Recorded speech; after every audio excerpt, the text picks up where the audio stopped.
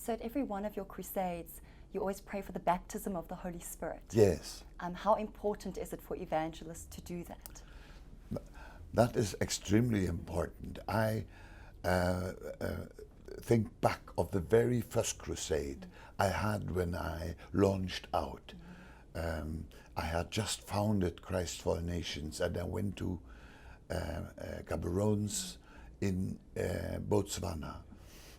And by a miracle, that stadium was packed with people. We saw, for the first time, I saw thousands of people getting saved. 3,000 per night. That was, for me, something so unusual. And then one day the Holy Spirit spoke to me.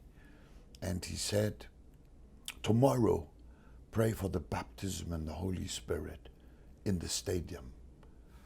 I said, Lord, this is not for a stadium meeting. This is for a prayer meeting. That's what I had learned from others. This was not for a stadium.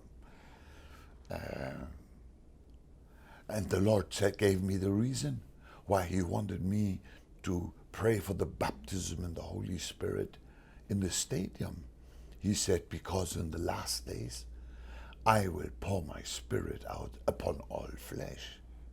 I suddenly realized there is so much flesh around. There are not enough prayer meetings and enough churches, not even enough stadiums for God to do that. If he wants a Spirit to fall on all flesh, it has to be a huge place. I said, okay, Lord, I will do it.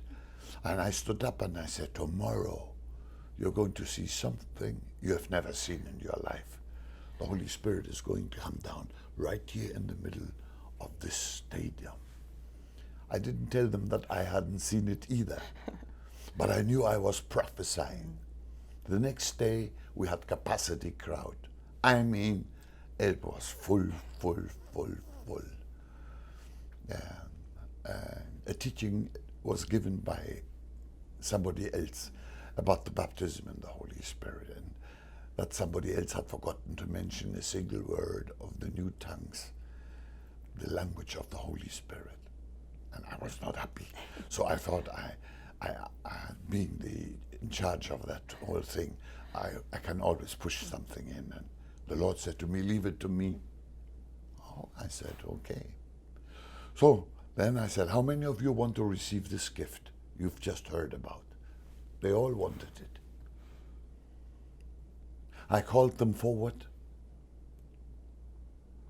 And then I said, okay, close your eyes and lift your hands. And they did that. I said, Lord, that's all I know. You've got to step in now. I told the people, close your eyes, lift your hands. I kept my eyes open because I wanted to see what was about to unfold. And then the Holy Spirit came. I was the only one who saw it. It must have been a vision. It was a huge wave that moved in from my left side. A wave hundreds of meters high. Such a sparkling, living water. And it very slowly moved across the stadium, very slowly. And as I saw it move across the stadium and touch the people, they all fell on their backs. And then I couldn't believe my ears. They all prayed in new languages as the Holy Spirit gave them utterance. I stood there, Tamarin. I wept like a little boy. I cried, my God, my God, my God, is it possible? Is it possible? And then the Lord said, yes, it is possible. I realized one thing. Having seen a blood-washed Africa from Cape Town to Cairo, I realized that can only come about through a massive outpouring of the Holy Spirit. A massive outpouring of the Holy Spirit alone will break the devil's back, whether it's Africa or Europe or America or Asia or Australia or anywhere. And since that day, God had laid the pattern out for me. I still follow it until today, and I encourage other evangelists to do the same.